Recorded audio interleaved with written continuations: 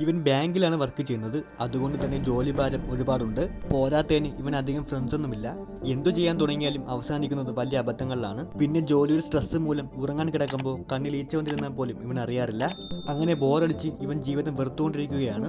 അപ്പോഴാണ് ഇവന്റെ ഒരു പഴയ സുഹൃത്തിനെ കാണുന്നത്. ഇവന്റെ സ്ട്രെസ്സും ജോലി ഭാരവും ഒക്കെ കുറയ്ക്കാൻ വേണ്ടി അവനൊരു സെമിനാറിന്റെ കാര്യം പറയുകയാണ്. അവിടെ വന്നാൽ തീർച്ചയായും ഇതിന്റെ ബോറടി മാറും എന്ന് പറയുന്നത് കേട്ട് ഒന്ന് പോയി നോക്കാമെന്ന് വിചാരിക്കുന്നു. അത് പ്രസന്റ് ചെയ്യുന്ന ആള് ഇവന്റെ ലൈഫിനെ കുറിച്ച് പറയുന്നത് കേൾക്കുമ്പോൾ ഇതിലെന്തോ സത്യമുള്ള കാര്യം അവന് മനസ്സിലായി. അതിനുശേഷം അവൻ ഒന്നിനും നോ പറയാൻ പറ്റുന്നില്ല. ഒരു കള്ളുകൂടിയൻ അവനോട് ലിഫ്റ്റ് ചോദിക്കുന്നു. സാധാരണ ഈ കാര്യങ്ങൾക്കൊക്കെ നോ പറയുന്നവൻ അന്ന് എല്ലാത്തിനും യെസ് ആണ് പറഞ്ഞത്. അവന്റെ മൊബൈൽ ചോദിച്ചിട്ടും കൊടുക്കാതിരിക്കാൻ പറ്റിയില്ല.